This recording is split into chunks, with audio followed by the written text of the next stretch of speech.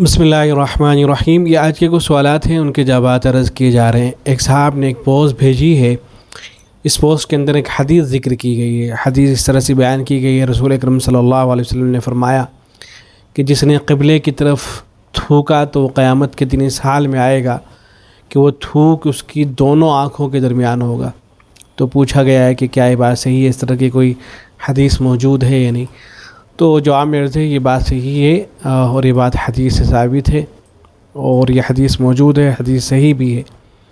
مختلف کتابوں کے اندر یہ روایت آئی ہے، نبی اکرم صلی اللہ علیہ وسلم نے ارشاد فرمایا کہ جس شخص نے قبلے کی طرف تھوکا تو قیامت کے دن اس حال میں آئے گا کہ اس کا تھوک اس کی دونوں آنکھوں کے درمیان میں ہوگا۔ تو اس لیے قبلے کی طرف رخ کر کے تھوکنا یہ درست نہیں ہے، ایسا ہرگز نہیں کرنا چاہیے۔ البتہ آدمی اگر وضو کر رہا ہے، وضو کرتے ہوئے قبلے کی طرف رخ کر کے بیٹھا ہوا ہے تو ظاہر ہے اس وقت تھوکے گا بھی، تو اس وقت منہ کو نیچے کر کے تھوکنا چاہیے۔ تو اور ایسے کرتا بھی ہے آدمی، تو یہ تھوکنا قبلے کی طرف رخ کر کے تھوکنا نہیں کہلائے گا۔ ایک آدمی باقاعدہ ارادے سے اگر اسی طرح سے تھوکتا ہے قبلے کی طرف تو ایسا ہرگز نہیں کرنا چاہیے، اس سے منع کیا گیا ہے حدیث کے اندر۔ تو تھوکتے وقت اس کا خیال رکھنا چاہیے کہ آدمی قبلے کی طرف رخ کر کے نہ تھوکے۔ پوچھتے ہیں کہ زیاد نام رکھنا کیسا ہے؟ تو جواب میں عرض ہے زیاد نام رکھا جا سکتا ہے۔ زیاد کا وہی مطلب ہے جو زیادہ کا ہوتا ہے، یعنی کسی چیز کا زائد ہونا، کثرت سے ہونا، اسی معنی میں استعمال ہوتا ہے۔ بعض حضرات نے لکھا ہے کہ یہ زیادہ کا مخفف ہے، یعنی جو زیادہ کا مطلب ہوتا ہے وہی زیاد کا بھی ہے۔ اور صحابہ کرام میں سے بعض صحابہ کا نام بھی رہا ہے، تو صحابہ کی طرف اگر نسبت کرتے ہوئے نام اگر رکھ رہے ہیں تو تب تو بڑی عمدہ بات ہے اور یہ نام رکھ لینا چاہیے۔ بہرحال یہ نام رکھا جا سکتا ہے۔ ایک صاحب نے مسند احمد کی حدیث بھیجی ہے، حضرت علی رضی اللہ عنہ سے یہ روایت ہے کہ رسول اکرم صلی اللہ علیہ وسلم نے یہ ارشاد فرمایا ہے کہ کسی مسلمان کے لیے حلال نہیں ہے کہ وہ 3 دن سے زائد اپنی قربانی کا گوشت اپنے گھر کے اندر رکھے۔ تو معلوم کیا ہے کہ کیا یہ بات صحیح ہے یا نہیں؟ تو جواب میں عرض ہے دیکھیں، جب کسی حدیث کا مطالعہ کیا کریں، حدیث کی کتابوں کو جب دیکھا کریں تو کسی اہل علم کی، علماء کی نگرانی میں حدیث کا مطالعہ کرنا چاہیے، ورنہ تو آدمی بعض مرتبہ گمراہ ہو جاتا ہے۔ اب اگر آدمی اسی حدیث کو سامنے رکھ لے گا تو ظاہر لوگوں کو یہی جا کے بتائے گا کہ بھی نبی صلی اللہ علیہ وسلم نے منع کر دیا ہے، اس لیے 3 دن کے بعد قربانی کا گوشت گھر کے اندر نہیں رکھنا چاہیے، اور جن کے گھروں کے اندر رکھا ہوا ہوگا ان کے گھر سے نکالنا شروع کر دے گا۔ تو اس لیے اہل علم کی نگرانی میں حدیث کا مطالعہ کرنا چاہیے۔ یہ حکم پہلے تھا، اللہ کے نبی صلی اللہ علیہ وسلم نے شروع میں منع فرما دیا تھا، لیکن بعد میں اس کی اجازت دے دی تھی۔ چنانچہ ترمذی کے اندر روایتیں آئی ہیں، حضرت امام ترمذی رحمۃ اللہ علیہ پہلے ان روایتوں کو لے کر آئیں، اس روایت کو ذکر کیا ہے پہلے انہوں نے، جس میں آپ صلی اللہ علیہ وسلم نے یہ ارشاد فرمایا ہے کہ لا یأکل احدکم من لحم اضحیتہ فوق 3 ایام۔ تو یہاں منع کر دیا گیا، لیکن پھر امام ترمذی رحمۃ اللہ علیہ نے خود آگے لکھا کہ انما کان النہی من النبی صلی اللہ علیہ وسلم متقدما ثم رخص بعد ذلك، کہ آپ صلی اللہ علیہ وسلم نے شروع میں منع فرما دیا تھا لیکن بعد میں اس کی رخصت دے دی تھی۔ چنانچہ اس کے بعد امام ترمذی رحمۃ اللہ علیہ نے ایک دوسری روایت ذکر فرمائی ہے اور اس پر یہ باب قائم کیا ہے، باب فی الرخصۃ فی اکلھا بعد 3، اور اس میں یہ روایت ذکر کی ہے آپ صلی اللہ علیہ وسلم سے کہ کنت نہیتکم عن لحوم الاضاحی فوق 3، اور پھر اس میں آگے الفاظ ہیں فکلوا ما بدا لکم واطعموا وادخروا۔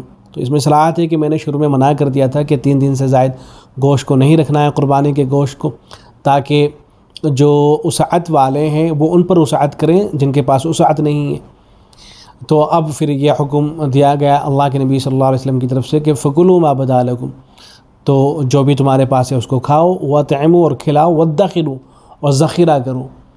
تو اس کی اجازت دے دی گئی۔ تو جو حدیث ہے وہ منسوخ ہے، تو اس لیے صرف ایک حدیث کو سامنے رکھ کر کوئی فیصلہ نہیں کیا جاتا ہے، بلکہ اس مسئلے سے متعلق جتنی بھی روایتیں ہوتی ہیں ان سب کو سامنے رکھا جاتا ہے، ورنہ تو آدمی بعض مرتبہ گمراہ ہو جاتا ہے۔ پوچھتے ہیں کہ کیا آپ ختنہ کے بارے میں فل انفارمیشن دے سکتے ہیں؟ For example why it is necessary when we should do as per سنہ اینڈ ادر تھنگس۔ جواب میں عرض ہے کہ ختنہ جو ہے اسلام میں اس کی بڑی اہمیت ہے، یہ انبیاء کی سنت ہے۔ اللہ کے نبی صلی اللہ علیہ وسلم نے ختنہ کو فطرت میں سے قرار دیا ہے۔ فطرت میں سے بہت سی چیزوں کو گنوایا گیا ہے، ان میں سے ختنہ کرانا بھی ہے۔ بعض اہل علم نے واجب لکھا ہے ختنہ کرانے کو، اور بعض رات کہتے ہیں کہ واجب تو نہیں ہے، البتہ سنت ہے، لیکن اس طرح کی سنت ہے کہ اس کا اہتمام کیا جائے گا، اس کو ترک نہیں کیا جائے گا۔ تو ایسا نہیں ہونا چاہیے کہ کسی بچے کا جو ہے ختنہ رہ جائے، تو ختنہ کرانے کا اہتمام کرنا چاہیے۔ اور اس کے دنیاوی فائدے بھی بہت سے اہل علم نے لکھے ہیں، جنہوں نے کتابیں لکھی ہیں ختنہ کے اوپر۔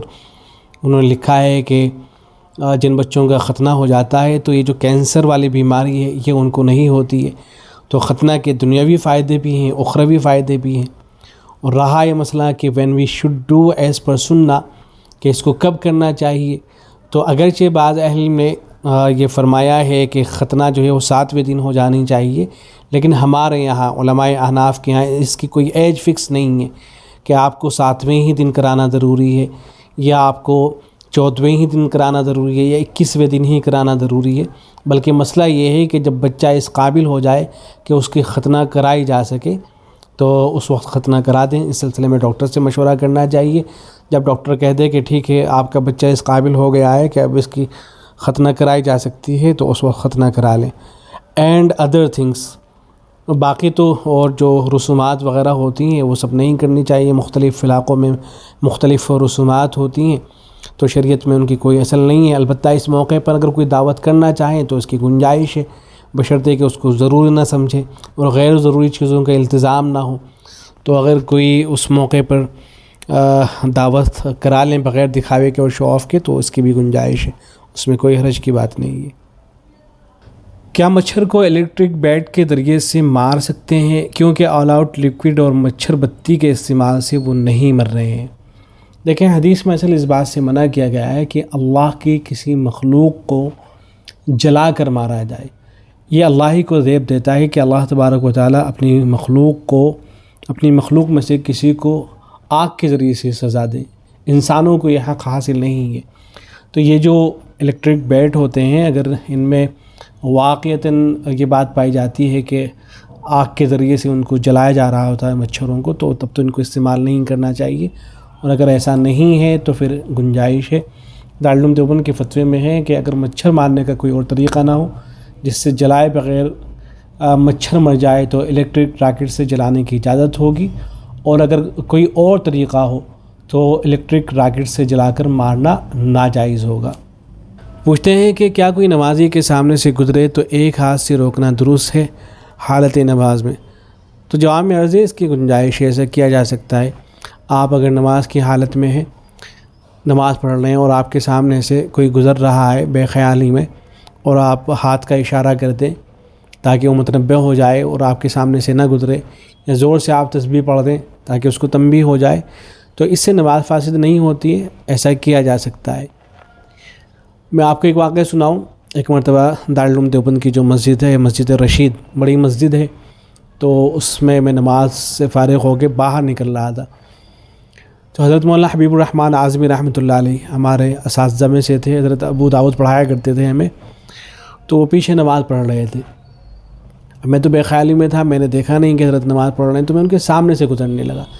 تو جیسے ہی ان کے سامنے سے گزرنے لگا تو حضرت نے فوراً ہاتھ سے اشارہ کیا، تو فوراً جو ہے مجھے تنبہ ہوا اور میں پیچھے ہٹ گیا۔ تو اب حضرت کا مسئلہ بھی یاد ہو گیا، اور حضرت کا یہ عمل مجھے اب تک یاد ہے کہ حضرت نے ایسے کیا تھا، میں سامنے سے گزر رہا تھا، حضرت نے فوراً جو ہے ہاتھ سے اشارہ کیا تھا اس طرح سے۔ تو بہرحال اس کی گنجائش ہے، ایسا کیا جا سکتا ہے۔ پوچھتے ہیں کہ سوال یہ ہے کہ عشاء کی نماز کا وقت کیا فجر سے پہلے تک رہتا ہے؟ جی ہاں، عشاء کی نماز کا وقت صبح صادق تک رہتا ہے، یعنی اس کے بعد پھر فجر کا وقت شروع ہو جاتا ہے۔ تو عشاء کی نماز کا وقت فجر کا جو وقت شروع ہو رہا ہے اس وقت تک رہتا ہے۔ یا 12:20 سے پہلے فرض نماز ادا کرنا چاہیے۔ یہ 12:20 کیوں لکھ رہے ہیں آپ؟ یہ تو غلط فہمی پائی جاتی ہے لوگوں کے درمیان میں۔ بعض لوگ یہ سمجھتے ہیں کہ عشاء کی نماز کا وقت وہ 12 بجے ختم ہو جاتا ہے، یہ سمجھا جاتا ہے کہ 12 بجے بھی کوئی مکروہ وقت ہوتا ہے، اس وقت نماز ہی نہیں پڑھنی چاہیے۔ تو یہ 12:20 والی کیا بات ہے؟ بہرحال اس طرح کی کوئی بات نہیں ہے کہ 12 بجے یا 12:20 پر جو ہے عشاء کی نماز کا وقت ختم ہو جائے گا۔ بلکہ اس کے بعد بھی آپ نماز پڑھ سکتے ہیں اور صبح صادق تک عشاء کی نماز کو پڑھا جا سکتا ہے۔ ہاں، بلا کسی وجہ کے، بلا کسی عذر کے ڈیلے نہیں کرنا چاہیے عشاء کی نماز کو۔ اگر بغیر کسی وجہ کے مؤخر کیے جا رہے ہیں آپ اور آدھی رات سے بھی مؤخر کر رہے ہیں، پھر اہل علم نے اس کو مکروہ لکھا ہے، ایسا نہیں کرنا چاہیے بہرحال۔ اور کیا تہجد کے بعد وطر کی نماز پڑھ سکتے ہیں؟ جی بالکل، تہجد کے بعد وطر کی نماز پڑھ سکتے ہیں، بلکہ اسی کو افضل قرار دیا ہے اہل علم نے کہ آخری جو نماز ہونی چاہیے وہ وطر ہی کی نماز ہونی چاہیے، یہی افضل ہے، خاص طور سے ایسے اشخاص کے لیے کہ جن کو اپنے اوپر اعتماد رہتا ہے کہ وہ تہجد کے لیے اٹھتے ہیں اور تہجد کی نماز پڑھتے ہیں۔ تو ایسے حضرات کے لیے افضل یہی ہے کہ وہ پہلے تہجد سے فارغ ہو جایا کریں، اس کے بعد وطر پڑھا کریں۔ البتہ ایسے اشخاص کے جو تہجد کے لیے اٹھ نہیں پاتے ہیں، تو اگر چونکہ وہ سو جائیں گے تو اب وطر نہیں پڑھ سکیں گے، تو ان کے لیے یہی ہے کہ پہلے وہ وطر کی نماز پڑھ لیں اور اس کے بعد وہ تہجد ادا کر لیں، چاہے سونے سے پہلے پڑھ لیں یا سو کر اٹھنے کے بعد پڑھ لیں، تو دونوں طرح سے جو ہے گنجائش ہے۔ تو اگر وطر آپ تہجد کے بعد پڑھ رہے ہیں تو بلا شبہ یہ افضل طریقہ ہے، تو آپ ایسا کر سکتے ہیں۔